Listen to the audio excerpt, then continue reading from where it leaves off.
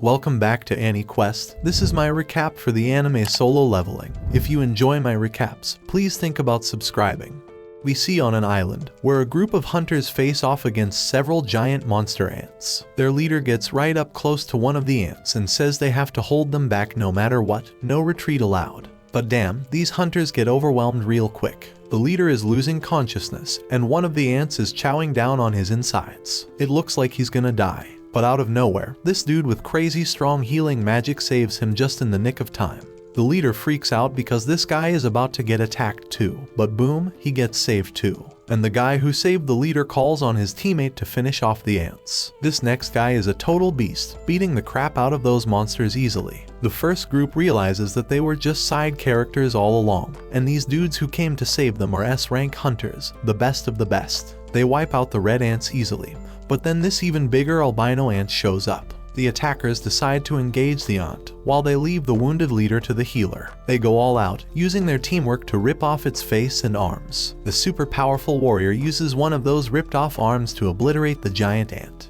But hold up, there's no time to celebrate because the albino ant army arrives. It turns out the giant ant was just one of many, but these hunters ain't scared, man. The mage guy powers up his lightning, and the brute dude goes into full-on Hulk mode, ripping his clothes apart with his massive muscles. You can see their crazy fight from the city, where this other guy named Choi is relieved they made it in time. Choi's got his hands full because the city's got a serious ant problem too. But he handles it like a boss and lights it up with some serious flames, leaving only the colorless ones. And he's got a team of exterminators to help him out. We then learn that over 10 years ago, portals that could connect to a different dimension suddenly appeared in the world. And guess what? All types of monsters come from the portal. Only folks with special powers, called hunters, can fight them off. The hunters are ranked based on their magical abilities, from S rank being the highest to E rank being the lowest. But here's the kicker, once their powers awaken, they can't get any stronger, no matter how hard they try. 3 years have gone by, and that construction site is now a dungeon raid spot. We see this dude grabbing some drink before he heads in, and one of his friends calls out to him.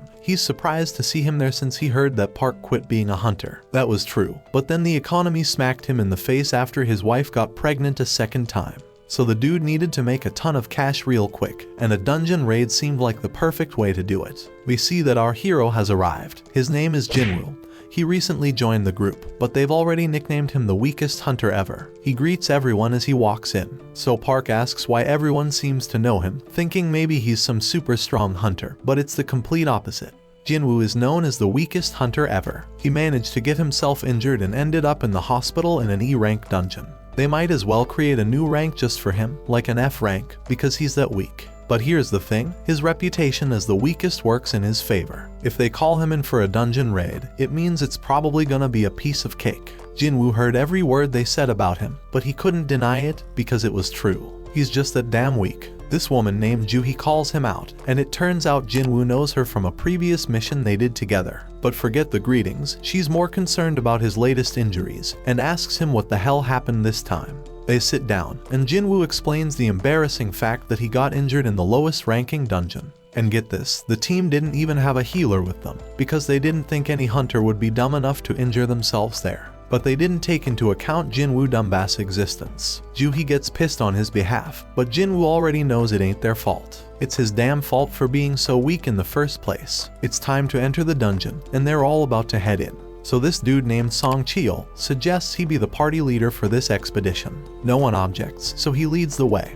And before Jinwoo goes in, he gets a friendly reminder to stick close to the group, so he doesn't get hurt again. Jinwoo's only weapon is a crappy little knife with barely any magic power because that's all he can afford with his measly earnings. But he swears he'll give it his all anyway.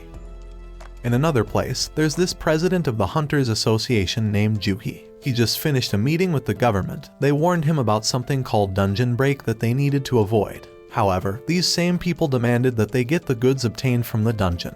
The members of the association make their living by selling the stuff they find in the dungeon, so Juhi doesn't have a problem with that request. The crystals they get from defeating magical creatures are called magic gems, and they sell them for money. Now let's go back to Jinwoo. Somehow, he managed to get his hands on a magic gem. Of course, he's thrilled about finally getting one, but he quickly has to defend himself against a goblin. When Jinwoo attacks the goblin, Jinwoo's blade shatters to pieces. The goblin stabs our hero, and instead of fighting back, Jinwoo just stands there screaming. Luckily, the big guy from earlier rushes past the useless girl and saves Jinwoo. While she heals him, Jinwoo can only watch as the rest of the team does all the work. We then find out that magic gems obtained from high-ranking magical creatures can be used to make more powerful weapons to defeat even stronger creatures. Mana crystals from the dungeon can also be used as weapons, but they're not nearly as effective as the magic gems. The government wants to use these items as a new kind of energy source. It's safer, more efficient, and causes less pollution compared to other types of power. It's like the perfect green energy, and the government is desperately researching how to generate electricity from these gems and crystals. Since these items can only come from the dungeon, hunters become incredibly valuable. Meanwhile, back in the dungeon, the team celebrates their victory after defeating the dungeon boss. Jinwoo must be the weakest person ever because he took a beating and Jinwoo is still healing him.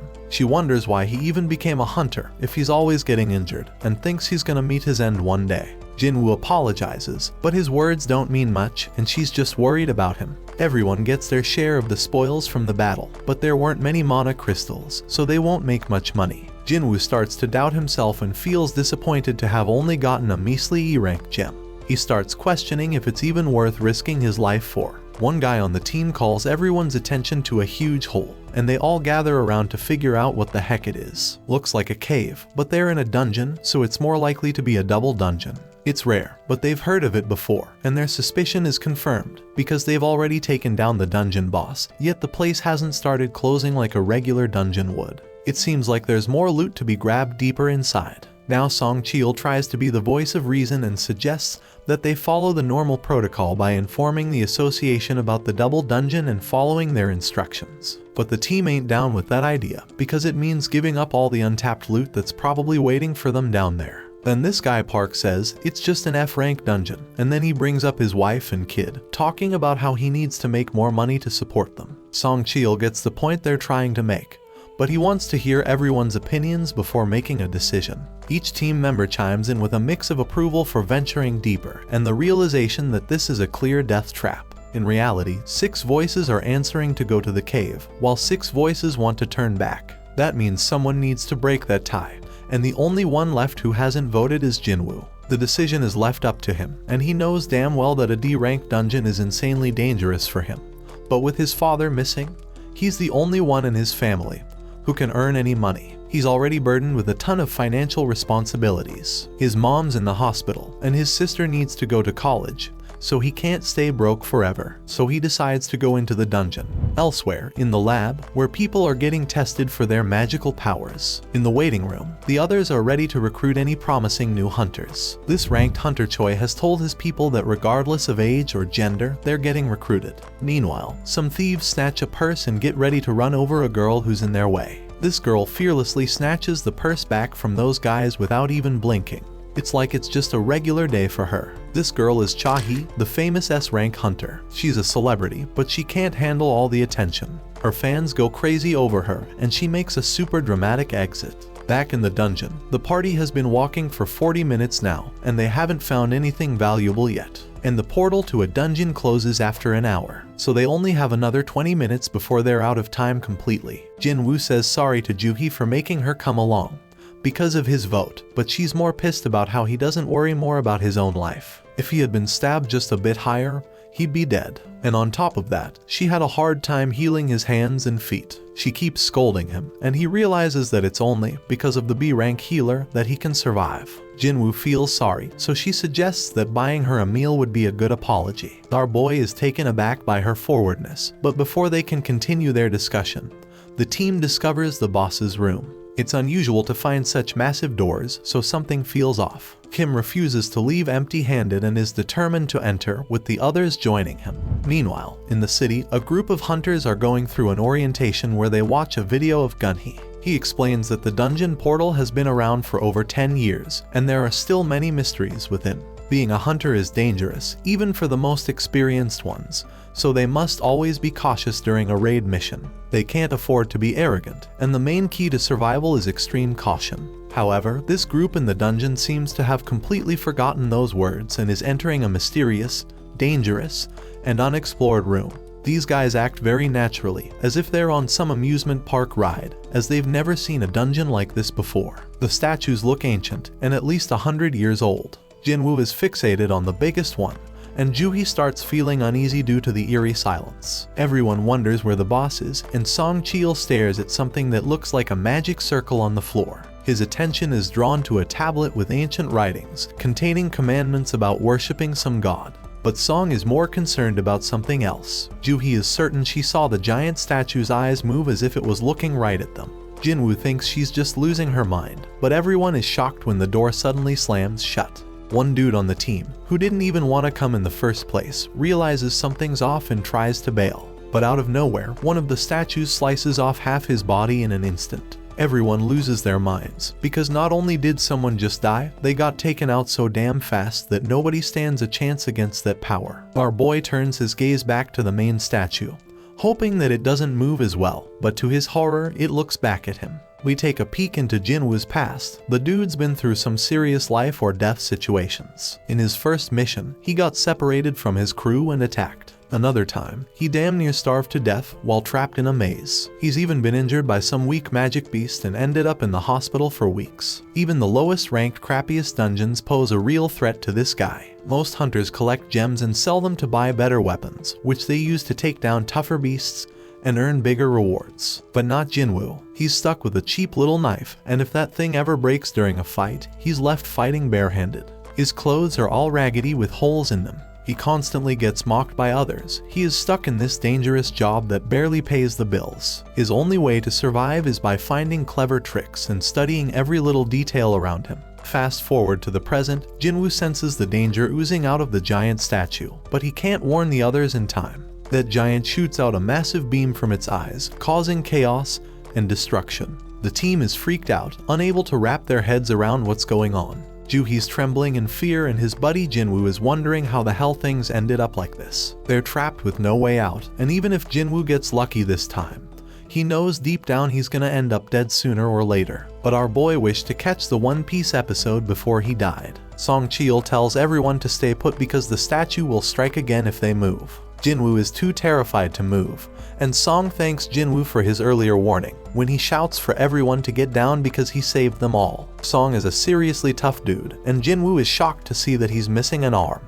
Jinwoo needs to stop the bleeding for him because Juhi is freaking out and can't handle the pressure. She's a B-rank healer, but her fearfulness limits her to easy raids only. Song has been on plenty of B-rank raids himself, so he can tell that this statue isn't a rank, or maybe even an S-rank. The tablet had some stuff written about praising God or facing consequences, so Jinwoo figures that this statue must be the god it was talking about. We then find out that 10 years ago, these gates started appearing all over the place, and brought about all sorts of supernatural stuff. One result of this is people awakening special powers called hunters. Their job is to take down monsters in the dungeons, and once a hunter's power awakens, it stays the same. At school, Jinwoo's sister tells some girl about how her brother always ends up getting hurt. This girl can't believe that Jinwoo is a hunter and says she'd be a better hunter than him. Back in the dungeon, Song wants to come up with a plan to escape, but this one man gets impatient. He just signed up with some famous guild and doesn't want to die now. This guy is confident that his insane speed will get him out of there. He does have some crazy speed as he takes off running, but the statue disintegrates him, leaving only his fast feet behind. That makes it clear that this statue could wipe them all out in a heartbeat if it wanted to, and it could do it easily. So why doesn't it? Jinwoo realizes it must have something to do with the first command, which is to worship God. Jinwoo gets up, having come up with an idea, and gets a determined look on his face. Song is worried, but amazed to see that Jinwoo hasn't given up on surviving this mess, judging by the fire in his eyes. Jinwoo locks eyes with the statue and manages to prevent it from attacking at the very last moment. Our boy figures something out and tells everyone to bow down. Jinwoo thinks that if they show some respect to God by keeping their heads low, these freaky statues won't attack. Now everyone else is too damn clueless to come up with a better plan, so they all start bowing down to the statue, scared as hell, hoping this will save their sorry asses. But things get terrifying when the statue makes a terrifying face, moving mutton chop despite all the advice, and gets all pumped up because the statue ain't attacking anymore. And guess what? Everyone follows his dumb lead. But our boy he say there's more to this crap. Right then, the statue makes a crazy move, and stands the hell up. Now the supposed leader turns to Jinwoo, hoping he's got a plan. But damn, our boy doesn't, but for the fact that they can't break the commandments set by the tablet. The second commandment says they gotta praise God, so this brave dude with long hair steps up and starts praying to the damn thing.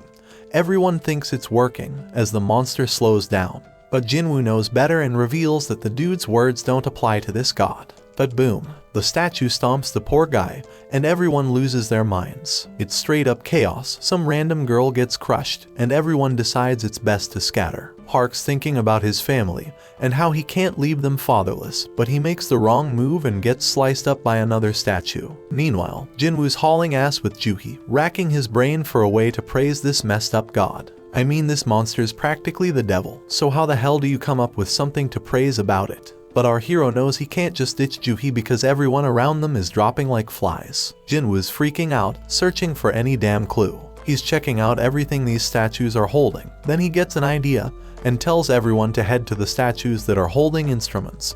So everyone follows his lead, and it becomes clear that these statues don't attack. Instead, they start playing their damn instruments. But when our boy gets to his statue, it's not playing any music, so he figures it doesn't work with two people. Jinwoo leaves Juhi behind, and that statue starts playing its tune. He hauls ass to find his statue, but damn, he nearly gets crushed. And then someone screams because Jinwoo's landed his sorry ass in front of the wrong goddamn statue.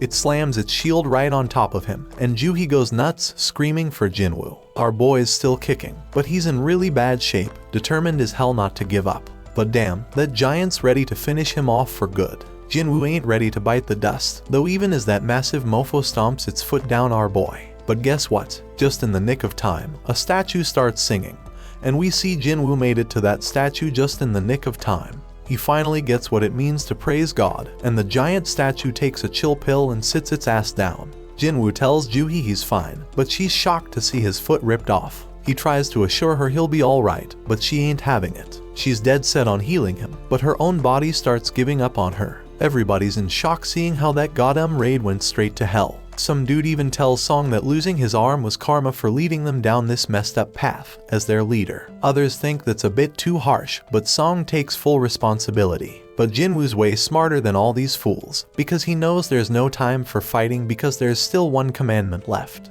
Right then and there, the giant raises an altar smack in the middle of the room. Jinwoo knows them well from the legends, where they're used for offering treasure and sacrifices to the gods. The third commandment was all about proving your faith in God. Kim figures the sacrifice gotta be someone's life, and he couldn't think of a better candidate than their leader. They've all seen their teammates die, and Song's the one to blame. So Song steps up to that altar, but Jinwoo points out it ain't all his fault, since they all voted to come down there. Then fire pops up as Song approaches the altar, and he asks Jinwoo if there's something else he gotta do. Our boy, being the smartest and bravest of them all, asks the others to help him get to the altar so he can check it out. Jinwoo ain't thinking nothing bad's gonna happen to them, so they get him there, and what do they find?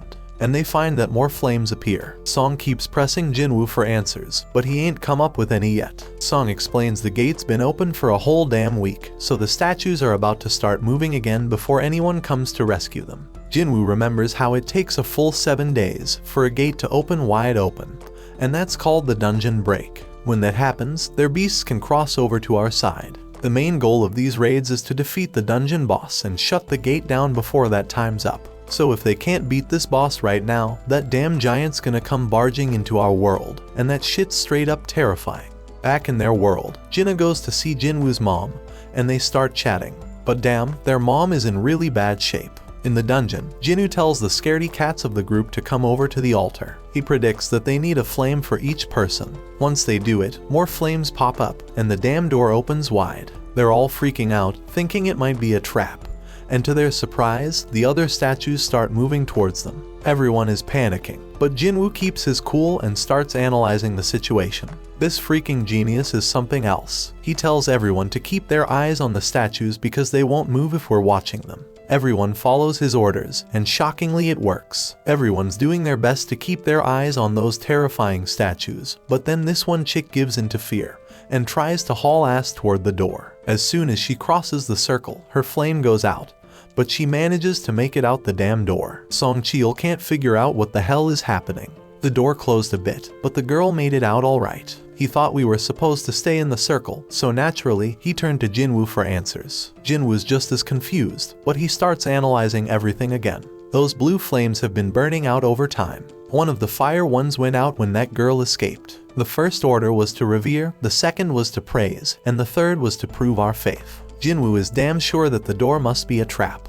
This situation is dangerous as hell, and it's messing with our heads, giving us false hope. It makes him wonder if this is some test of our faith in this god. Jinwoo gets thrown to the ground as the next dumbass decides to make a run for it, and the same shit happens. His flame goes out, the door closes a bit more, and he seems to escape.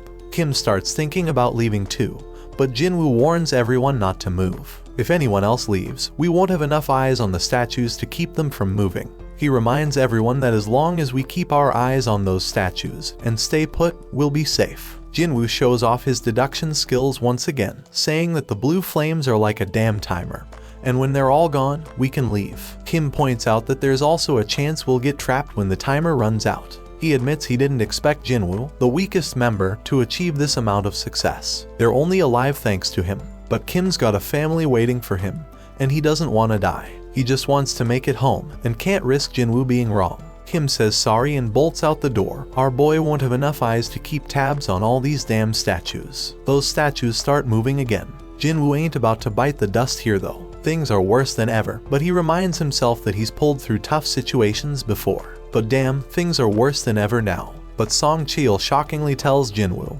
and Juhi to leave. He predicts that as long as one person stays by the altar, the door will stay open. And since Jinwoo and Juhi have some long lives ahead of them, he insists they should be the ones to make a run for it. Song Cheol wants Juhi to look after Jinwoo, but the poor girl's legs give. Things couldn't possibly get any worse, and Song realizes that Juhi must have pushed herself too hard to heal Jinwoo. Things have gone to the dogs, so Jinwoo tells everyone to leave him behind. Juhi needs someone to carry her ass out of there, and Song's the only one with 2 working feet. Juhi thinks she should be the one left behind, but Jinwoo reminds her about that lunch date they had planned.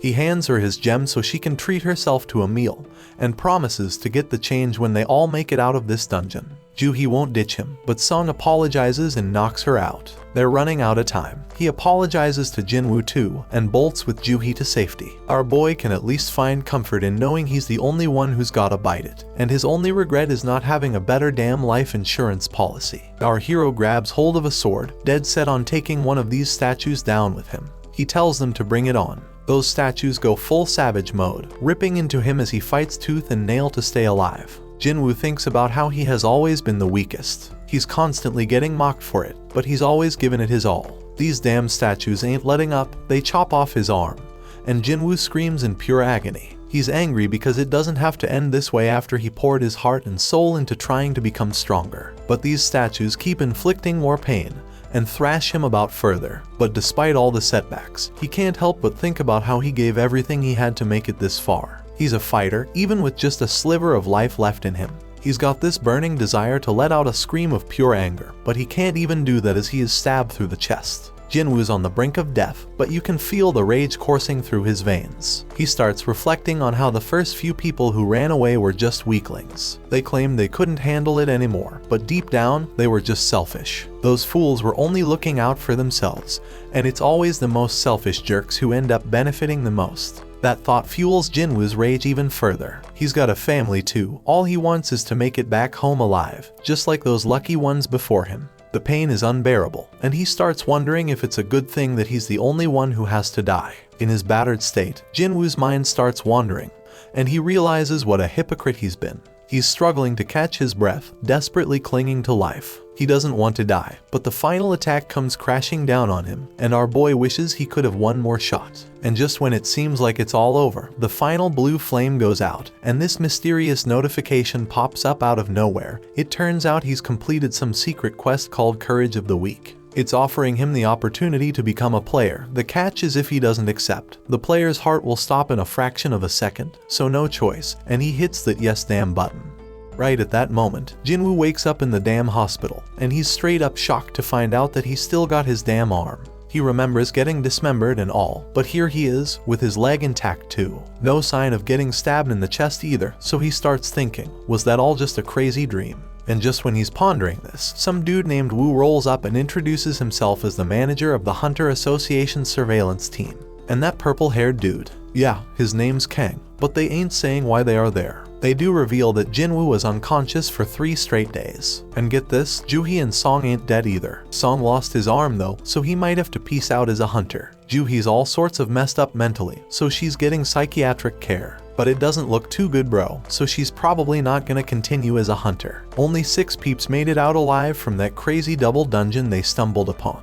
Being a hunter is always a risky business, but what went down that day was a real tragedy. And here's the real mind-boggler, when another guild showed up later after being alerted by the survivors, and they found just Jinwoo. No signs of the temple or their statues. The survivors all told the same wild-ass story, which is hella hard to believe. Everyone's stories match up perfectly, so nobody's suspecting them. It's a crazy situation. And now, Wu's got this theory. He looks at Jinwoo and asks if he has a second awakening. Wu explains that a hunter's power is determined when they awaken it, and it doesn't change after that. But on some crazy rare occasions, a hunter can go through a second awakening. This mind-blowing event can push them past their previous limits, even to the O or S rank. Jinwoo gets all pumped up, thinking about this, and Wu brings out this meter thing to test Jinwoo's power. Wu figures that if they really went up against an instant-level magic beast as the survivors said, a low-level hunter wouldn't stand a chance. And since there ain't a single monster trace left behind, the most likely explanation is Jinwoo's second awakening. Jinwoo's hyped as hell to hear the results of his mana test. But damn, the results ain't looking good. Wu admits they messed up, and they leave. Turns out Jinwoo only scores a lousy 10 on the test. Even E rankers usually get at least 70. A score of 10 puts Jinwoo in civilian territory. And to top it off, the dungeon just vanished, so they can't even investigate how Jinwoo pulled off survival. Jinwoo's bummed out by the whole damn thing, but he can't help but wonder why those guys didn't ask about the freaking thing floating in the air. He's freaking out, wondering if he's the only one who can see this, and then he realizes it's like a touch screen or something. Jinwoo remembers getting a message about becoming a player, but his sister interrupts his thoughts. She's all worried about him, so he apologizes and asks if she can see the panel. She can't see it, so he asks if she knows how opening messages in games usually work. Jenna thinks he's gone nuts, but our boy reminds her she used to be a gamer. She gives him the obvious answer, saying he just needs to check his inbox. Right then, a notification pops up saying Jinwoo has a daily quest, which is all about strength training. After Jinna leaves, our hero opens up a ton of these panels. They explain that the system is there to help the player get better, and if he doesn't follow it, there's gonna be consequences. They've also sent him some rewards, but Jinwoo has no clue what any of it means. Jinwoo accepts his daily quest, which sets out a bunch of goals like push-ups, sit-ups, squats, and running. But if he fails to complete the quest, he's gonna get penalized. Jinwoo starts wondering if this whole thing's a joke since he's stuck in the hospital and ain't got no energy for any of that crap. Outside, Wu tells the chairman that Jinwoo didn't have a second awakening.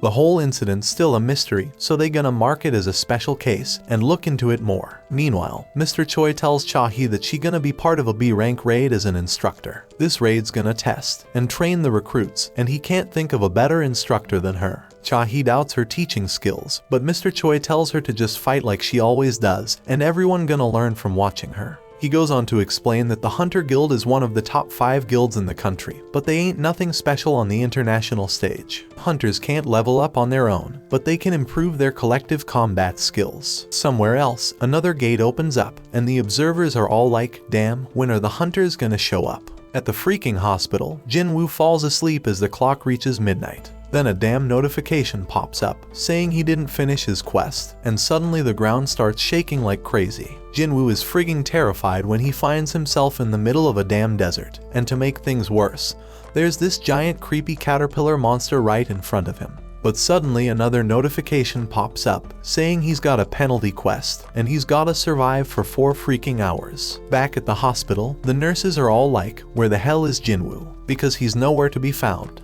Little do they know our hero is stuck in some other dimension, running for his damn life. The giant caterpillar thing is closing in on him, and he's like, oh shit, because there's more than one of them. And if that ain't bad enough, Jinwoo still has 2 hours to get his ass back to the hospital. The nurses keep searching for him, they are all worried. Meanwhile, poor Jinwoo is running his ass off, knowing he's running out of time. The caterpillars are getting closer and closer, but just as the clock hits the deadline, Jinwoo finds himself back at the hospital.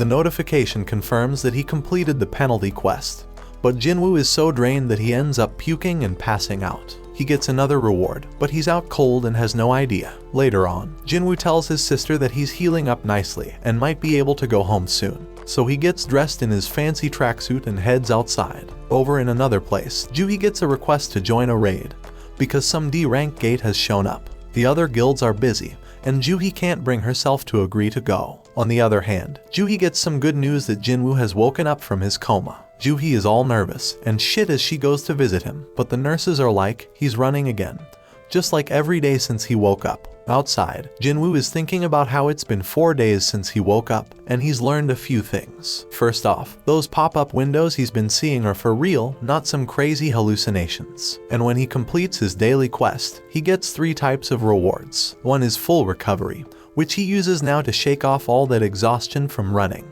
Then there are ability points, which he can use to boost his skills. Currently, our boy can totally feel the difference. He's got some serious power now. So this dude Jinwoo, he's got mad skills with inventory screens. Jinwoo takes a moment to think about how dang strange his life has just become and points out how it's like a freaking video game.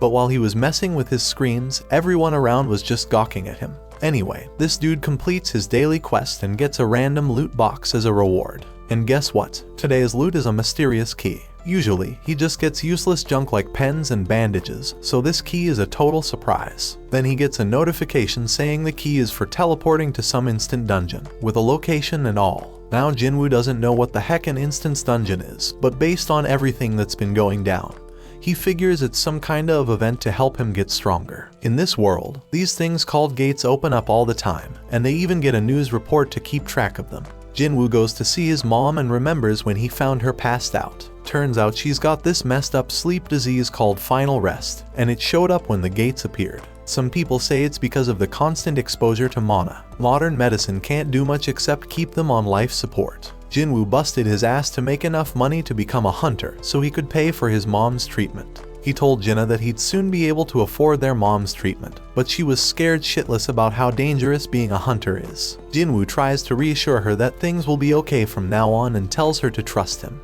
But damn, it's clear that he's useless in a fight, and he ain't getting nothing from the rewards because of it. But things are different now. Jinwoo's putting in work to train his body, pumping all his ability points into strength. He even shows off an apple that he's crushing to show his progress. This dude's dead set on getting stronger and ain't taking no shit. So he heads to the location from the key notification, fully prepared for whatever's coming. And if shit gets too real like it did in that raid, he'll just haul ass and run away. When Jinwoo pulls out his key, bam, a freaking keyhole appears out of nowhere. Jinwoo uses the key to unlock it, and boom, a mysterious gate shows up. So he walks through it, and guess what? A notification pops up saying he's in an instance dungeon. The exit's sealed off, but regular folks don't even notice it. Turns out this place is like a whole other dimension, and these instance dungeons ain't like your regular dungeons. He thinks it's kinda like a red gate, but he ain't got much info on those since he's never been in one. Jinwoo realizes he can't just run like he planned, and then another notification pops up. It says the only way out of this joint is by beating the boss or using a teleportation stone. Jinwoo's couldn't even take down an E-rank beast before, and now I gotta clear a whole instance dungeon all by myself. He wonders if he's really up for it, but he figures he ain't got no choice, so he starts making his way through. But damn, Jinwoo's confidence starts to fade real quickly, and it ain't without reason, because a bunch of goblins show up right in front of him. Jinwoo gets a flashback of when he got stabbed, and these goblins come at him. These little suckers are relentless, they're swinging and charging like crazy, but Jinwoo's doing a good job dodging and blocking them. But damn, he gets overwhelmed eventually. But you know what? Jinwoo gets pissed off and straight up stabs one of those goblins. He's feeling more confident after that, so he takes out the other two like it's nothing. Jinwoo can tell he's getting stronger, but out of nowhere, this beast shows up. It shatters his freaking dagger like it's made of glass. Jinwoo can sense this monster is way stronger than the goblins. As this creature stares him down, his legs freeze up. He's thinking, what the hell? Am I scared? Because he didn't think he was traumatized from the raid. But his legs keep trembling, and this monster starts its attack. Jinwoo barely dodges it, but it manages to scratch him. He ain't got no healer with him, so if he gets injured again, game over for him. This monster lets out a howl and charges straight at Jinwoo. Jinwoo is dodging like a ninja. He can't believe how damn light he feels. The monster tries to come at him again, but Jinwoo ain't taking that crap no more. He's done being a pushover and decides to throw a powerful punch. Damn, he can't believe how much stronger he feels after beefing up his strength. Sure, the monsters still got the upper hand, but Jinwoo ain't giving up without a fight for his damn life. His attacks ain't doing much though, so he's gotta focus on evading the monster's strikes. Now Jinwoo's at a loss for what to do next. He realizes he can't handle this alone, so he bolts because he ain't got no party or healer. All he's got in his bag is water and food, and he wishes he had a weapon with some magical mojo. But then, Jinwoo gets a freaking brilliant idea. He checks his inventory and pulls out a sword at the freaking last moment. And boom, he slices that monster in half with a sword. Jinwoo has no freaking clue how the sword ended up in there, but he remembers Kim saying he dropped 3 million on it. That's a weapon Jinwoo could never afford. But who the hell cares? It's an emergency, so he decides to make the most out of it. The pain from the fight is starting to fade, but then 2 more of these damn monsters show up. Jinwoo ain't scared anymore though, because he got his weapon. But damn, the sword gets stuck. He's panicking, desperately trying to yank it out while the monsters close in. Just in the nick of time, he manages to free it. Jinwoo kicks one of the wolves away, but damn, the other one's got some steel fangs. He kicks that sucker and tells it to find something else to chew on because he just got his sword. He takes down that monster, and now there's only one left. But Jinwoo's like, these things ain't nothing compared to the giant statue. Now all Jinwoo's gotta do is act tough, and the remaining wolf runs off like a scaredy cat. When he finally gets a break, Jinwoo realizes he's reached level 2, something that never happened with his daily quests. He figures it's because this was real combat, and he realizes all his stats go up by 1 when he levels up. So he gets 5 points from real combat, while daily quests only give him 3. Fighting is more efficient, no doubt about it. He ain't sure exactly how much 1 point makes a difference yet, but Jinwoo's certain that strength is the most important stat of them all. He's got it at 32 now, and he feels like he's walking on air. He thinks the higher his base abilities grow, the more points he'll gain. Our boy is more fired up than ever now that he's found a way to get stronger. So he goes to check the beast for essence stones,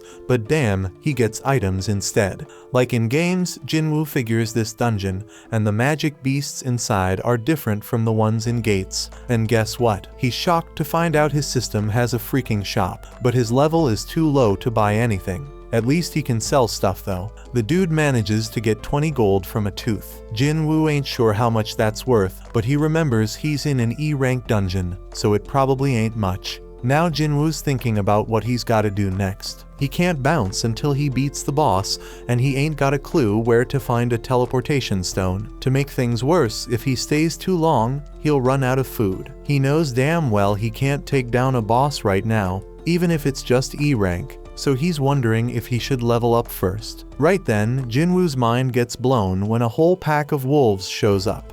Jinwoo tells himself not to be scared because he already knows what dying feels like. This time, he charges straight at them wolves and starts slicing them up like a meat. Jinwoo promises he ain't going down easy, but he knows them wolves ain't gonna give up either. This dude's getting a little crazy because he wants the fight to last and be intense. He just wants to get stronger, so he's gonna follow all them ridiculous rules from the system. Jinwoo chops through all the monsters and notifications pop up everywhere like crazy. When he's done, he gets a final notification saying he's now the wolf assassin. Outside, some folks walk by a portal and they wish the damn city would do something about it already. Inside the dungeon, Jinwoo's dead tired, and he realizes his sword's about to give out. Just then, he gets a notification explaining the perks of being a wolf assassin. Jinwoo gets a 40% boost to all his abilities when fighting animal-type monsters. And guess what? When he checks his inventory, he finds a whole bunch of fangs and a cloak.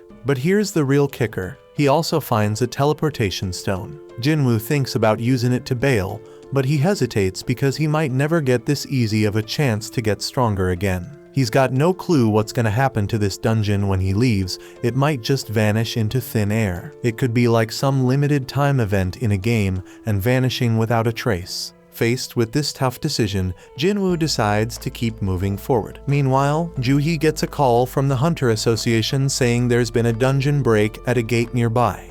They're running low on healers, so they need her help. Juhi feels guilty because she turned them down before, but now she's like, damn, Jinwoo worked his ass off, I gotta step up. While Jinwoo's still fighting in the dungeon, he realizes the higher his level gets, the easier it is to kick monster ass. Plus, the text describing them starts changing colors. White means they're weak as hell, orange means they're on par with him, and red means they're seriously strong. Those wolves that were red before, now they're white. That means Jinwoo has seriously leveled up like he's become a beast. Jinwoo knows there's this one monster lurking downstairs that he can't mess with at his current level. His perception skills are on point now, and he can feel something straight up terrifying down there. This monster is so damn powerful, it's giving him mad goosebumps. Jinwoo's sword is almost done, and he ain't see any more room for leveling up in this area. But his whole goal is to get stronger, so Jinwoo decides to just go down the damn stairs.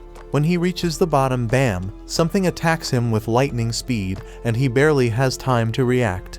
Jinwoo's sword snaps in half, and this massive serpent pops up in front of him. Damn, Jinwoo's mind is blown, because even with all his leveling up, this beast's name is still orange to him, which means it's insanely tough. It's crystal clear that this snake is the boss, and there's no way his sword can pierce its thick scales. He knows for sure that fighting without a weapon would be a death sentence, so when the snake strikes, Jinwoo goes all out with his sword. This colossal snake knows how to pack a punch, so Jinwoo needs to figure out a way to get around its defenses. But damn, this thing's armor is hella tough, so all Jinwoo can do is run for his life. The snake whips its tail like a straight-up badass, and Jinwoo knows he's screwed if he gets hit. He does his best to block it, but he takes some serious damage. This creature doesn't quit. Jinwoo gets tossed around like a rag doll, and he even has a train launched at him. Our boy thought he had gotten stronger, but it wasn't enough. The train barely misses crushing him, and Jinwoo starts questioning himself. How much stronger does he gotta get before he stops being the laughingstock? He remembers when people called him the weakest hunter ever, and it hits him hard. Song was the one who spilled the beans, and he pumped up Jinwoo to prove them all wrong. As this snake straight up overwhelms him with its crazy power, tossing him into a whole new area, Jinwoo has an epiphany. He got stuck with that nickname because he was weak, the same reason he got mocked. Jinwoo takes a second look and realizes that those with mad strength always have the upper hand in any situation. But the powerless ones ain't got nothing to do around the strong except shake in fear and stand around like losers. The weaklings always get looked down upon. You might be smart, creative, and caring, but when you face some serious strength, none of that's gonna save your sorry ass. Jinwoo figures out that being kind won't get him anywhere, so he's gotta toughen up. With this newfound determination, Jinwoo straight up jumps on that snake. The ferocious monster throws him off, but Jinwoo swears to himself that he'll get stronger, and suddenly his body starts glowing. Jinwoo dodges the snake again like a boss and strikes it with his sword, but he's even more determined now. He compares what he's feeling right now to the terror he felt during that raid, and declares that this is gonna be way easier than that day. Jinwoo pulls off this sick move, using his sword to ride the snake again, but then he tosses it aside all shaky and grabs that beast with his bare hands. Jinwoo admits that he's been laser focused on boosting his strength ever since he got that leveling system. So he decides to rely on that now and starts crushing the snake's tough scales. The snake's trying to shake him off, but it's too damn late because Jinwoo knows he can kill that sucker. Jinwoo straight up demands the snake to die, using his crazy physical strength to defeat it. Then boom, he gets a notification saying he leveled up multiple times, and our hero bursts out laughing. He's like, damn, I really got stronger. We see the aftermath of this epic battle. Another notification explains that he just kicked the Swamp King's ass. He gets this badass dagger made from the serpent's fangs that's twice as powerful as Kim's sword. It even has paralysis and drain effects, oh, and he also gets this toxic potion that'll make his skin tough as nails, but mess up his muscles permanently. Now the dungeon turns into a train station, and Jinwoo realizes he beat the whole damn thing by himself. He's walking around with his broken sword, but there's nobody in sight. Some soldier tells Jinwoo to find shelter, but he quickly figures out that Jinwoo is a hunter. The soldier's like, my bad, let's go kick some ass together. There are monsters all over the place, so Jinwoo figures it must have been a dungeon break, and some magic beast came out of a portal. The soldier says they handled most of the situation, but there's still one huge badass monster left. Jinwoo's perception ability has gone through the roof, and he can sense where the boss is. We see this massive golem wrecking shit, and the people are scared as hell it's gonna get worse. The hunters are struggling to fight it, and the leader tells the healers to focus on keeping their tank alive. The healers are all like, "We're doing our damn job," and the tank wonders what the damage dealers are even doing. The damage dealers are giving it their all, but the golem's defense is insane. And to make matters worse, they don't have enough hunters who can use magic. Jinwoo expertly analyzes the situation and realizes that this group of hunters was put together in a hurry. No wonder they ain't working together. He uses his perception again and sees their ranks. 2 are ranks and 2 D ranks. One of those D ranks is a tank, which explains why they can't take down the golem. This battle's been going on for a hot minute, and then he checks out the healers and is shocked to see that Juhi is one of them. Juhi gets told by one of the hunters to pitch in and help. She reminds her that she's supposed to be a B rank healer, but then she snaps out of her fear and casts a spell, and the hunter's like, "Stay focused, girl." But poor Juhi can't shake off those creepy memories of the giant statue, so she loses her concentration again. Jinwoo notices she's still freaked out, but he doesn't blame her because he's feeling the same way. Then it hits him that things have actually changed. This golem is a weak-ass D rank boss, way weaker than the one he just fought. The hunters start freaking out because they're losing the battle real quick, and they realize they ain't got a chance without a higher ranked hunter. That's when Jinwoo gears up for an attack and figures out that they can take down the golem if they can just break through its defenses. Jinwoo plans to lend them a hand by using an attack strong enough to pierce through the stone. Jinwoo hurls his busted sword with so much force that it straight up shatters the golem's shield, and the hunters start wailing at it. They barely lay a finger on it and manage to bring it down. They can't believe they actually did it, but the tank guy ain't convinced. He's all like, "None of our attacks were doing squat before. What the hell broke that thing's defense?" He's dead certain it wasn't any of them because they couldn't even scratch the damn thing. Then he spots the sword lying nearby and puts 2 and 2 together. He realized that this sword was the reason, but couldn't believe it. I mean, this was a boss level golem that even 10 hunters couldn't touch, and now it's taken down by some old beat up sword. He asks if anyone saw who threw the sword. The soldier explains that it was the fisherman they brought with him. But here's the kicker: the hunter's gone missing, and the tank stares in utter disbelief. This person had some next level power, and he couldn't help but wonder how high-ranked this mysterious hunter was. Jinwoo dipped out of the area to keep his power on the down low, and he's like, "I didn't think one attack would do that much damage." Our hero might not even realize the extent of his power, because he figures the monster must have been seriously messed up before he struck. The battle's done, and Juhi's wondering if it was Jinwoo who came through in the clutch. Some time passes, and we see the nurses at the hospital gossiping about Jinwoo's rank. They're all talking about how he looks pretty average, but damn, that dude is seriously ripped. In Jinwoo's room, our boy is grinding hard, hustling through his daily workout routine. These thirsty nurses won't shut up about him. They can't even believe how fast he's transformed. One poor nurse straight up falls for Jinwoo when she catches him post-workout, and she can't stop staring at his ripped body. Today's the day Jinwoo bounces out of the hospital, so this desperate nurse asks for his digit. But Jinwoo ain't all there yet, still stuck on the fact that he thinks she just wants to send him test results after he's released. On the news, we catch up with Beak, that S-rank hunter who took down the giant ants. He's one of only 7 S-rank hunters in the country and gives us a glimpse into the life of a top hunter. He breaks it down, saying he's gotta train like a beast every day when he ain't raiding dungeons. Even the smallest mistake could lead to his buddies getting hurt, so he gotta stay sharp, no doubt. Gina notices that Jinwoo is now seriously ripped and has even grown taller. Jinwoo reminds his scatterbrained sister to grab an umbrella for school and sees her off. When he's alone, Jinwoo figures he can hit his run later and wonders if these fresh gains are because of his boosted stats. He figures if he keeps this pace up, he could become a massive bodybuilder. Jinwoo starts thinking about where to allocate the new stats he just got. Dude's sitting at level 18 now. He's now level 18. He knows that strength increases his damage, but he also knows it's pointless if he can't land a hit. Besides vitality, perception, and agility, he also got this intellect stat. He figures it's gotta be something to do with magic, but he ain't sure if he needs that. Jinwoo makes up his mind and dumps all his points into strength and perception. Right then, Jinwoo gets a call from his landlord, who's reminding him that he hasn't paid last month's rent.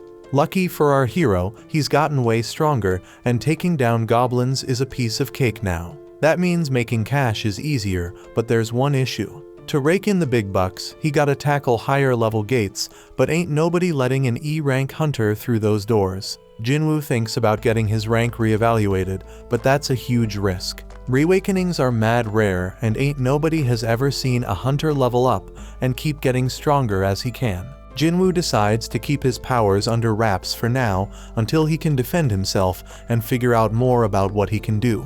Then out of the blue, Jinwoo is shocked by a job listing and bolts off. The dude's hustling with his daily training to score some reward, and he links up with this hunter named Hung. Hung apologizes to Jinwoo because his crew thinks he's the weakest hunter ever, but Jinwoo plays it cool and lies, saying they ain't wrong. Hung explains they're heading into a C-rank dungeon, but they need at least 8 people to enter. They need Jinwoo to meet that quota, even if he's just an E-rank, but Jinwoo ain't gonna do any fighting. Hung's like, you won't get no rewards either, but we'll hook you up with 2 million yuan. Our hero peeps the situation and sees they have 4 C-rankers and 2 D-rankers. Jinwoo agrees to join, and Hung explains that his gig will be to carry supplies. They must not have a healer because they gotta haul med stuff. Hung adds that it's tough for independent parties to snag healers. Jinwoo's a bit worried because this party's full of tanks and damage dealers, but he's like, screw it, I'll sign the contract anyways. A 20-year-old D-rank hunter named Leo was introduced, and Jinwoo figures he must come from a loaded family given his fancy gear. Leo wonders if Jinwoo can handle lugging around all the heavy supplies, but Jinwoo assures him he'll be fine. Leo has no clue that Jinwoo's a beast, and he's tripping if Jinwoo can handle carrying all that heavy crap.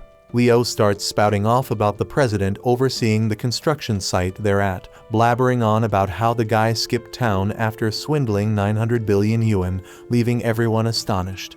They all roll up to this freaking massive gate and start thinking if it's really just some C-rank dungeon. Leo questions if they'll be alright, so Jinwoo explains that the size of the gate ain't that important. What really matters is the magic power flowing from inside. And that's what the Hunter Association uses to assign ranks. Anything above a B rank, the big guilds take care of, so this C rank joint shouldn't be too much of a challenge. Jinwoo knows all this because he's been a hunter for a while, but he realizes he ain't never actually tackled a C rank dungeon before. They step through the gate and use the light to check things out, but damn, they're shocked to find there ain't no magical creatures in there.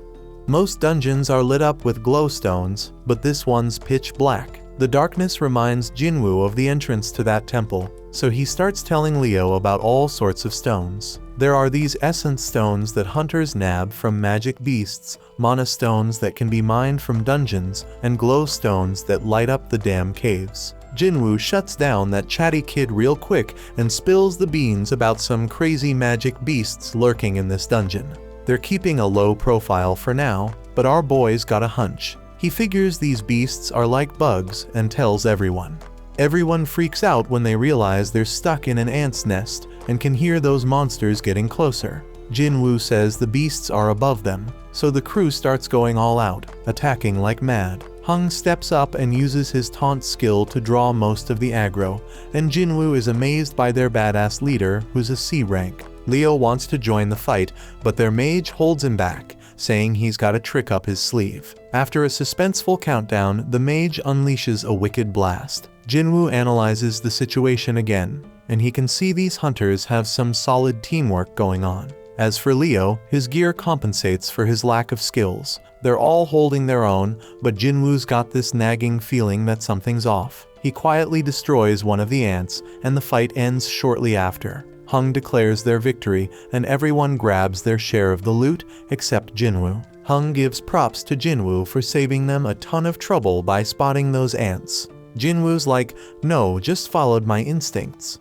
But then Hung noticed that some of the ants were messed up, and it wasn't from swords or magic. He thinks maybe some other magic beast got to them, but that would mean there's something even stronger lurking around here. Several ants were torn to shreds, so Hung wondered what could be big enough to take them down. Leo spills the beans about how his pops hooked him up with a bunch of sick gear for his first raid, and Jinwoo's stoked to hear that. He ain't sure why yet, but he tells Leo they gotta be extra careful. Over in another spot, a dude working out gets startled by a loud noise of destruction. But don't trip, someone tells him to chill because it's just their guild master training, and turns out it's Beak. This dude is a beast, and the kid's jaw drops when he sees Beak smash through a massive stone with just one hit. Beak doesn't even flinch and says it wasn't even a good warm-up. Back in the dungeon, Leo's still worried about Jinwoo carrying everything.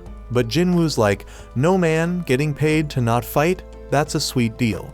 But deep down, our boy's thinking might be too good to be true. He does some more thinking and realizes this crew is battle-tested, but ain't got no healer. Plus, they needed more members to meet the party quota. The group gets worried because they've covered a ton of ground in the dungeon, but haven't come across a single healthy critter. The dungeon boss gotta be alive though, because the gate would have closed if it wasn't. They stumble upon a bunch of webs and figure out that the boss's lair must be through that tunnel. They go through the tunnel and damn, they find a crazy load of mana crystals. Now these crystals ain't as valuable as essence stones, but we're talking at least 1 billion worth of crystals. One of the hunters even says that Hung's brother would be hella jealous of this find, but they shut him down real quick. Hung's got some hidden motive, they think, because his brother can't always be right. Hung ain't about to play second fiddle to his bro, so he's gonna use this massive haul as his own personal strike team training ground. Now Leo is the legal whiz, so he takes a look at Jinwoo's contract and spots something fishy.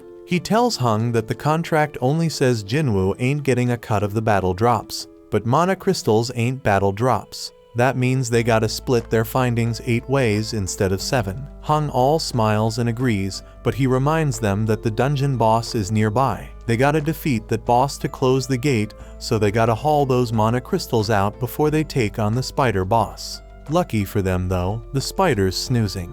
But Hung flips out on one of the hunters because they forgot to bring the transport gear. Hung tells Leo and Jinwoo to chillax while they go fetch the gear, and he assures them that the spider won't wake up unless something pisses it off. Hung points out that they're both newbies to C-rank dungeons and tells them to just trust his decision. He's got some business to discuss with his team, so they're gonna take a break too. As they leave, Jinwoo starts analyzing the situation again. He finds it weird that they ain't got any experienced folks to call in and help them meet their quota. From a good distance, we peep at how wicked Hung is. He straight up orders one of his crew to seal off the boss's chamber. The dude follows through, and Leo realizes they got backstabbed. This is exactly what Jinwoo was worried about. He remembers how Song warned him that there are some real crooks in their line of work. Raiding dungeons is no joke. Accidents happen all the time. And in that chaos, crimes can go unnoticed. Ain't no security cameras in these dungeons, so as long as there ain't no survivors, there won't be no evidence. Leo is pissed that these dudes are really willing to throw them under the bus for some mana crystals. He's starting to regret even bringing up the damn contract. But Jinwoo ain't falling for it. They were ready to off them at any moment if they stepped out of line. Now their main concern is the boss that just woke up, and Leo tells Jinwoo to fall back. Jinwoo spots an exit, but he quickly realizes that Hung already knows about it. The spider's wide awake now, and Jinwoo realizes this C-rank beast is on a whole another level. But hold up, our boy ain't about to back down. He takes charge, telling Leo to stay out of the way because he's gonna throw down with this thing. Jinwoo summons his weapon and declares he's gonna beat its ass. When Hung's crew bails out of that dungeon, the mage is all like, why didn't they just take out those 2 newbies themselves? But Hung explains they couldn't risk waking up the spider, because they needed snoozing to grab those sweet mana crystals. He ain't worried though, because some dude with 0 experience and the weakest hunter ever ain't got no chance against that spider. The plan is to wait for the spider to chow down on them and pass out again. They can't go in guns blazing because it would wake the spider up, but Hung knows about this little path above the cave. Worst case scenario, the spider doesn't pass out after munching on the newbies. If their crew can't nab them mana crystals, their group will at least swipe Leo's gear, which is worth a fortune. Hung and the mage both agree they can't take on the spider themselves, and Hung makes it clear the spider shouldn't be slept on. That boss is straight up deadly, and it's just a matter of time before those newbies get smoked. Inside the dungeon, Leo tries to talk Jinwoo out of fighting the boss, because only a B-rank hunter could take down a C-rank dungeon boss solo. Even an elite level C-rank wouldn't stand a chance, so Leo thinks they should bounce and find a way out. Jinwoo recognizes that Leo's right. Even though he's had a second awakening and leveled up, he still sees himself as weak. The Golem and Venom bosses were both D ranks, so this spider is on a whole another level. Jinwoo can't explain it, but he ain't feeling any pressure right now. He realizes he must have gotten strong enough to not fear C-rank bosses anymore. He's at level 18 and straight up claims he's got a shot at taking it down. Once he starts attacking that spider, he's like, well, the real hunt begins now. Over in another spot, this big shot named Goto, the president of the Hunters Association, is exhausted from being stuck in a bunch of boring meetings. His driver offers to spar with him to cheer him up, and Goto can't say no when a young buck looks up to him. Back in that dungeon, Jinwoo realizes the spider's skin is hella tough. Its attacks pack a crazy punch, and if Jinwoo gets tagged even once, he's a goner for sure. Leo closely watches Jinwoo's movements and instantly figures out that this ain't how no E-rank hunter moves. He's wondering who the hell Jinwoo really is, and starts questioning if he's some fake-ass ranker. Only a handful of hunters can control their magic power enough to purposely get a lower rank. Them folks are called false rankers, and usually they're psychos who get a kick out of killing. Leo's starting to regret going into that dungeon, and Jinwoo realizes he can't even put a dent in that spider's tough hide. Jinwoo's fatigue is skyrocketing, and the dude needs to wrap this fight up real quick. His dagger's got some sick paralysis and drain powers, so he figures that's gonna be his ticket to victory. Jinwoo's gotta target the spider's weak spot with those moves, but damn, he's hella surprised when the spider busts out an acid attack. Jinwoo's gotta close the gap, so he decides to use a cool new skill called Dash. He uses it to smack that spider right in the face, but his dagger's debuffs don't stick. Jinwoo ain't one to throw in the towel though. He decides to keep wailing on that spider as much as he can. Dude's pushing himself harder and harder, but his fatigue catches up to him, and that spider lands a nasty hit. Jinwoo's about to get squashed, but guess what? He remembers he's got a reward left from his daily quest, so he cashes it in and fully recovers. Leo's freaking out, thinking Jinwoo's a goner, but our hero ain't done yet. He lands another hit, and this time he straight up stabs that spider in the eye, getting those dagger debuffs going. Jinwoo ain't wasting this chance, so he stabs that spider over and over, keeping those debuffs going strong.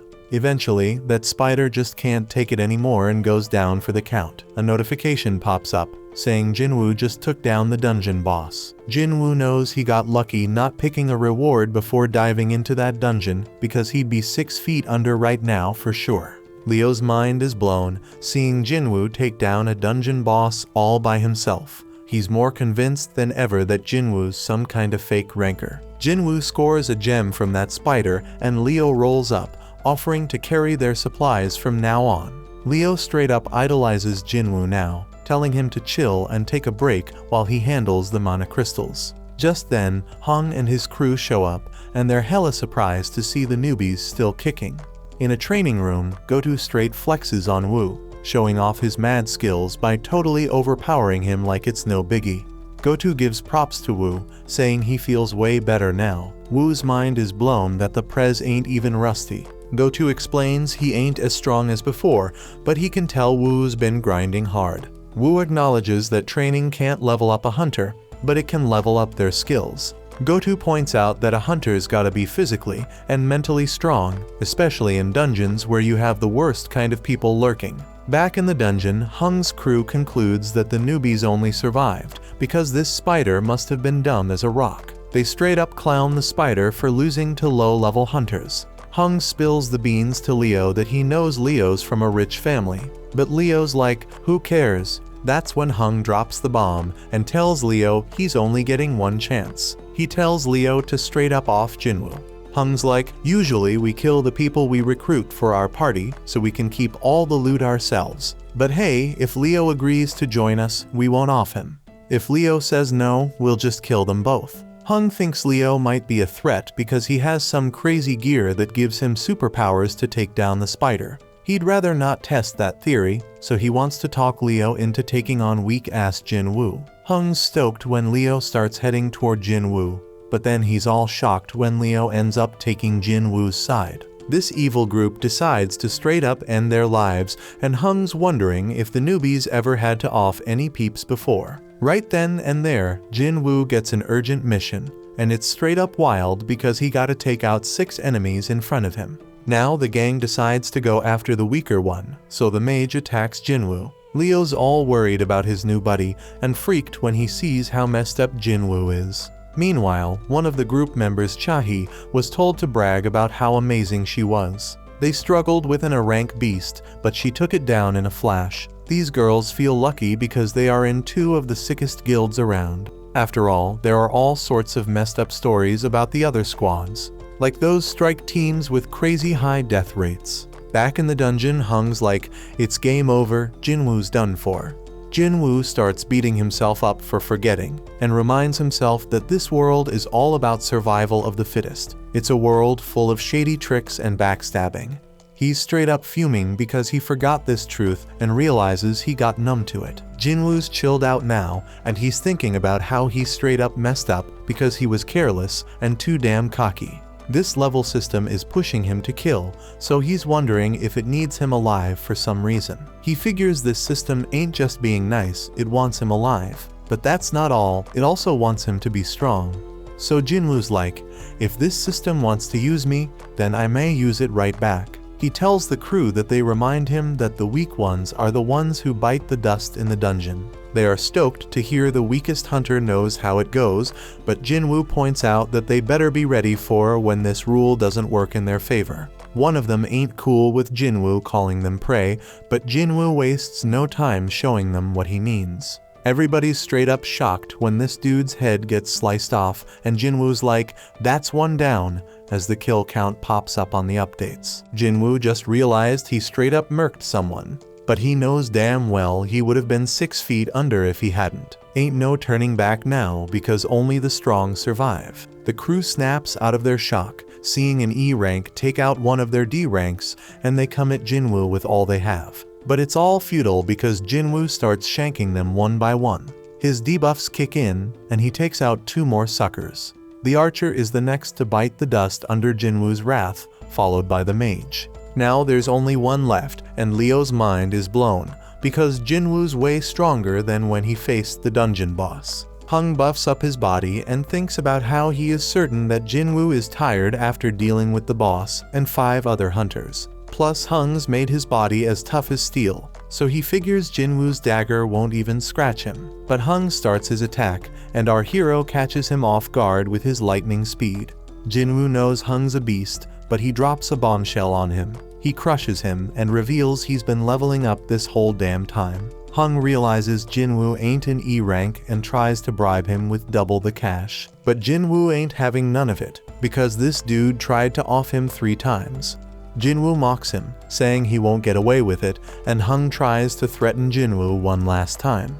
But Jinwoo reminds him that Hung himself said whatever goes down in a dungeon stays in a dungeon. Hung tries to play tough one last time, but Jinwoo straight up ends his sorry ass. Jinwoo's mission is accomplished, but the whole dungeon starts to crumble because they took down the boss. When they make it out, they're the only ones left standing after the spider showdown. The official ain't buying it because they're the lowest level peeps, but she gets distracted by some used gear. Jinwoo can't believe he's getting rewarded for the bloody mess he just caused, and he realizes he gained a skill that scares the crap out of enemies and cuts their abilities in half. The no-nonsense official concludes that Leo survived because of his gear and assumes Jinwoo, the E-rank scrub, just hid somewhere.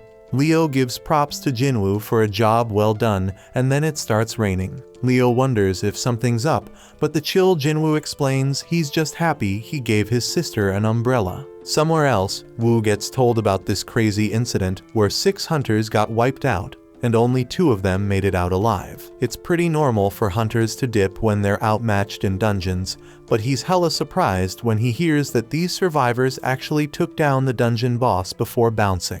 Wu straight up interrupts the dude before he can spill more, but then he gets hit with a bombshell. One of the survivors is none other than Jinwoo. Wu knows this shit involves the infamous Hung, which explains why he got dragged into this mess. Jinwoo rolls back home and lets his sister know that he's gonna cover their mom's hospital bills for a while.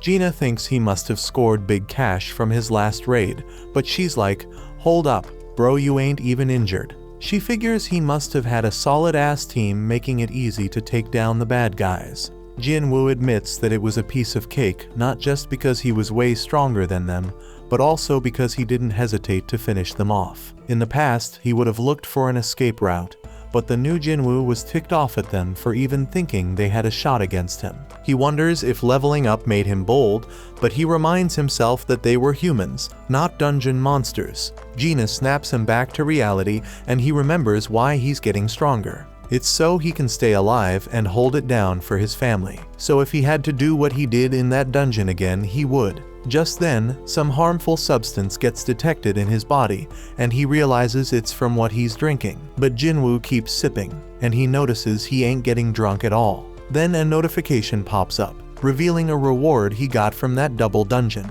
It cancels out any toxic or messed up conditions and amps up his regenerative abilities. He was too busy to check his rewards that day, but now it all makes sense why he grew his damn arm back. Shit's getting real, my friends. Later on, Jinwoo links up with Leo, who's all grateful for Jinwoo saving his ass. But Jinwoo's like, no kid, you don't owe me shit. Leo hasn't spilled the beans about what really went down in that dungeon, so Jinwoo ain't expecting any payback. But then Leo drops a bomb. He's putting together a strike team, but Jinwoo shuts him down before he can even ask him to join. Leo's begging Jinwoo to give him a chance, saying he just needs him for 19 raids. He spills that he wants to become a guild master, and to do that, he needs at least 20 raids under his belt. Leo's old man wants to start a guild for his construction company, and Leo's down to help however he can. Dungeons are mad dangerous, but the loot they hold makes it all worth the risk. It ain't just about mana crystals and essence stones,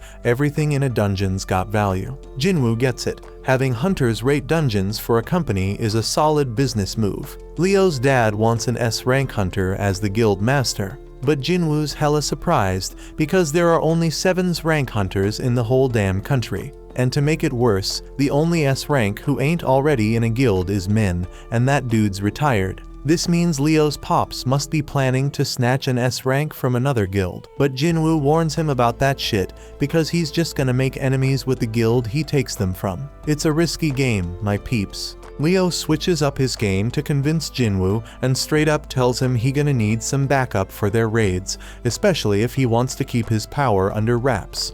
And that's a genius move because it'll be way more convincing to his old man if he succeeds rolling with a low-rank hunter like Jinwoo who's playing pretend. Leo shows Jinwoo the building they're planning to use as the guild headquarters and says it's worth a crazy amount of money, like 30 billion yuan. That's some serious dough, man. Leo wants to give it all to Jinwoo in exchange for his help in completing 19 raids. Jinwoo would have been all over that offer in the past, but things have changed since he became the only dude who can level up. He's dead certain he can reach S rank or maybe even higher the way things are going. But there's still too much unknown about his powers, and it would be too risky to team up with someone. So Jinwoo shuts it down and declines the offer. Leo ain't ready to give up just yet though. He promises to take Jinwoo's secret to the grave, but one look from Jinwoo sends chills down his spine, and he bounces. Meanwhile, Hung's younger brother Wang is super pissed about his brother's death and demands to know about the 2 survivors. His assistant Laura is straight up shocked when he asks what happens if he kills someone in another country, but she spills the beans anyway.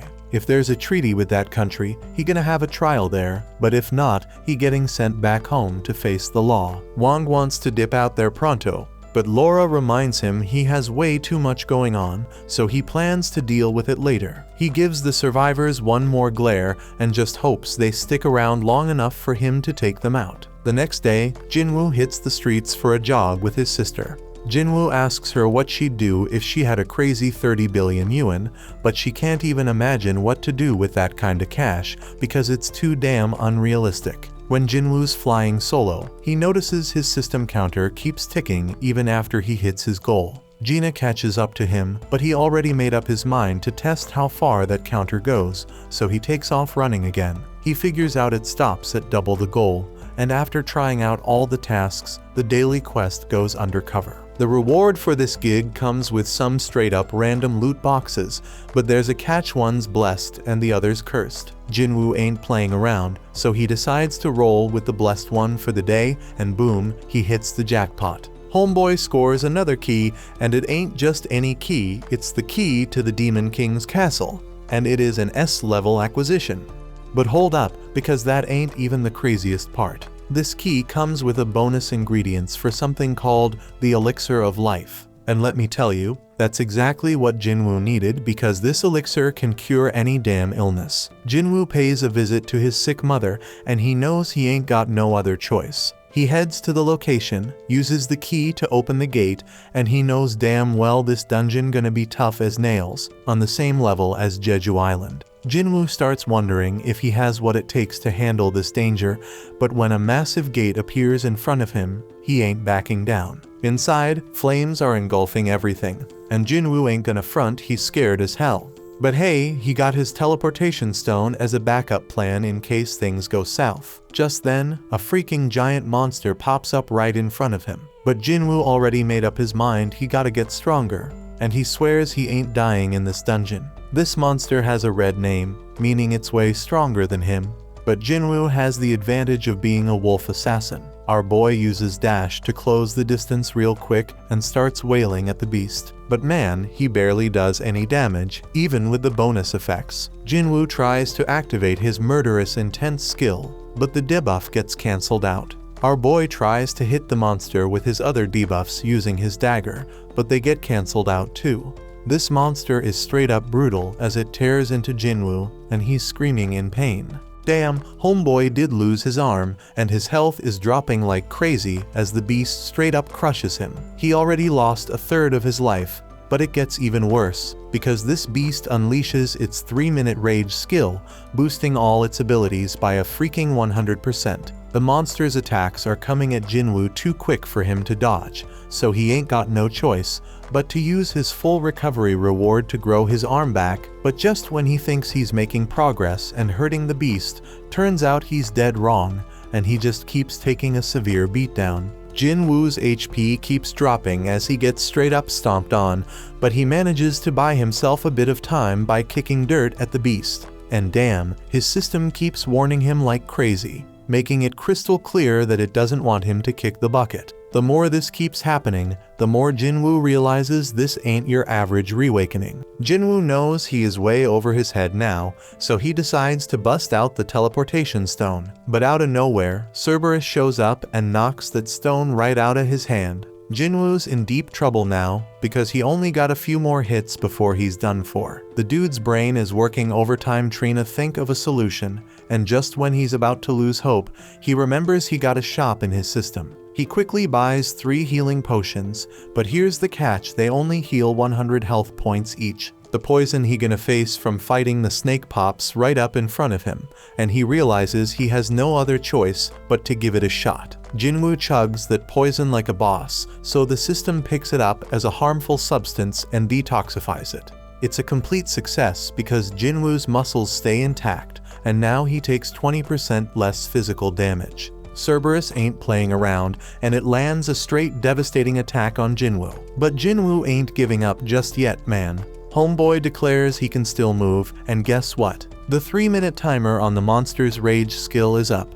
The effects wear off, and now the damage Jinwoo inflicted on its eye starts taking its toll on the beast. Jinwoo seizes the opportunity and starts landing multiple attacks, finally making a dent in that sucker.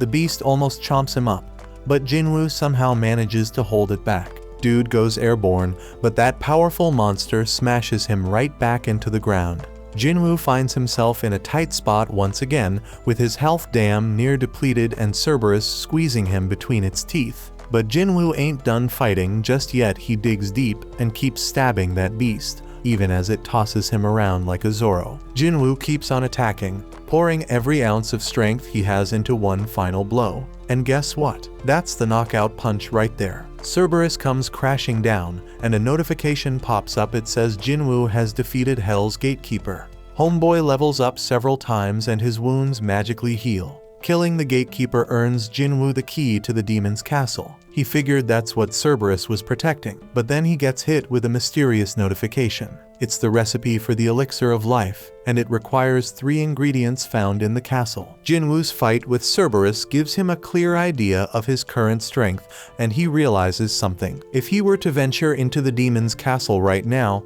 he'd be 6 feet under for sure.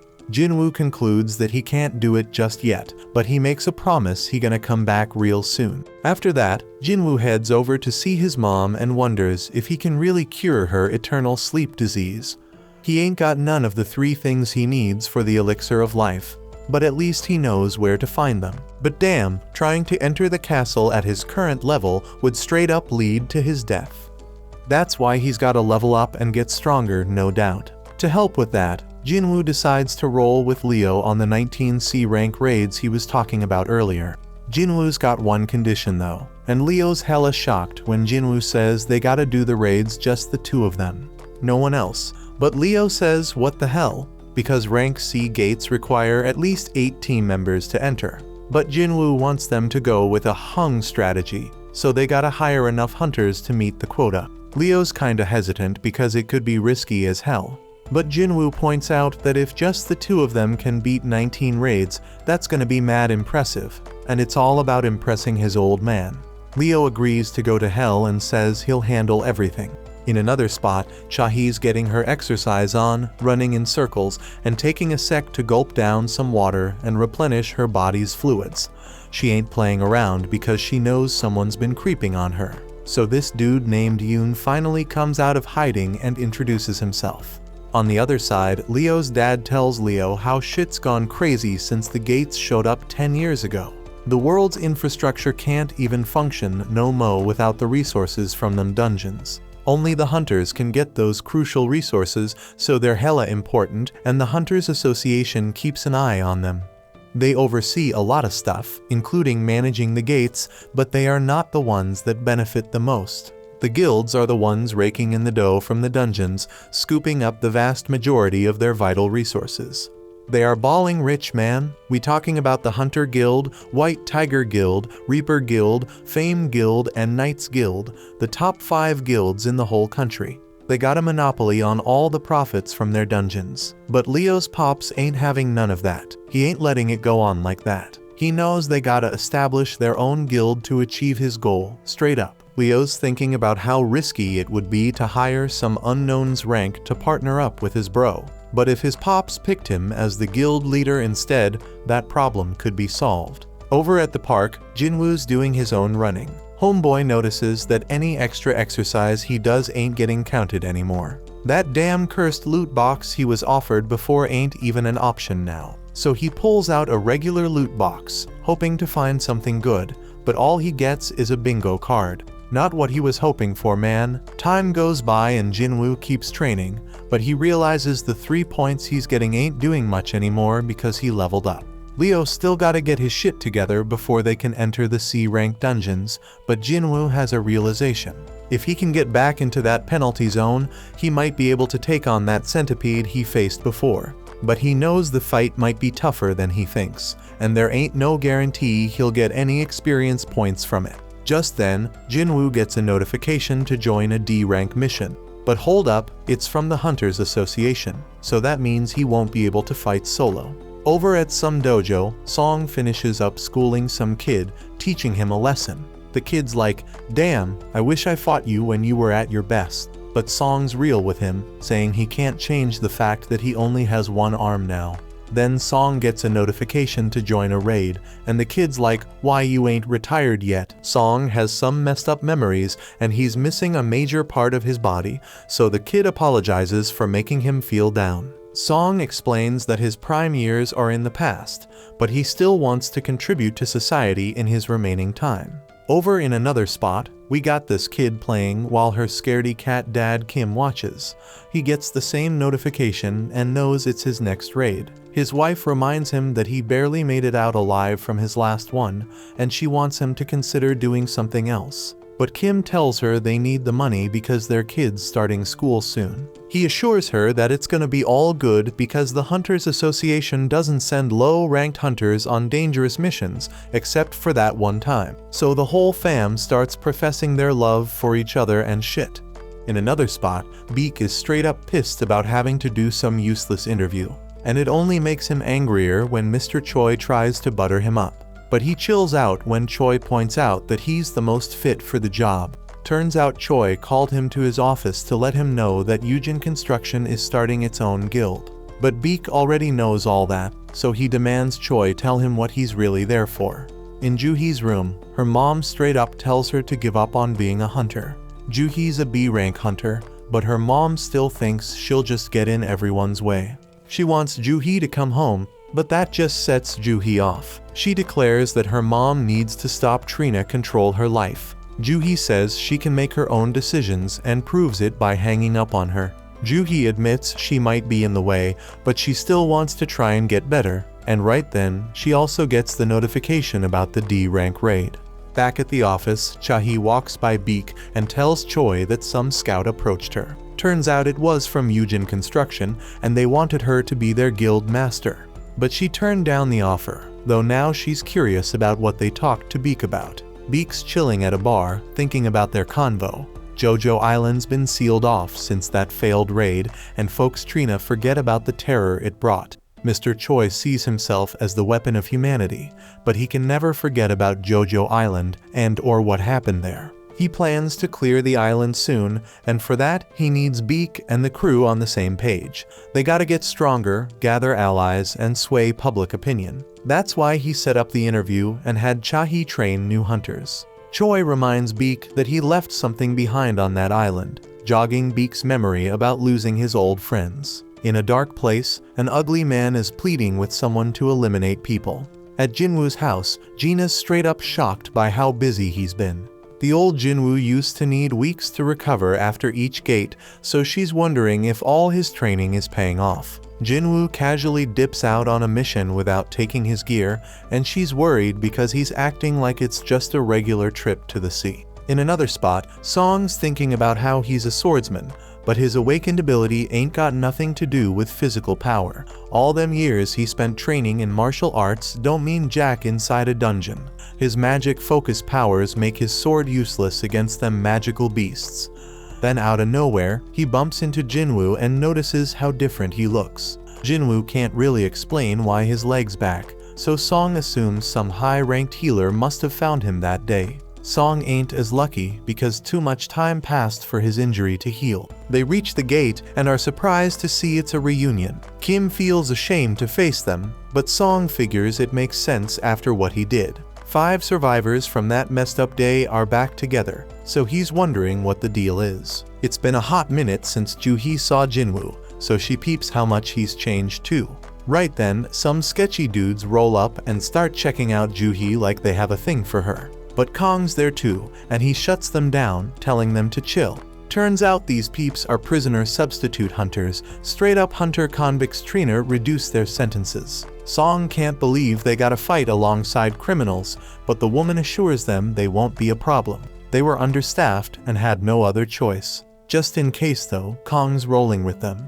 He is a B rank, so if things go south, he can handle the 3 C rank criminals with ease. Jinwoo tells Juhi not to come along, but she ain't having it. The criminals get set free, and even they wonder if this is a good idea. Kong shuts them up again and reminds them what'll happen if they act up.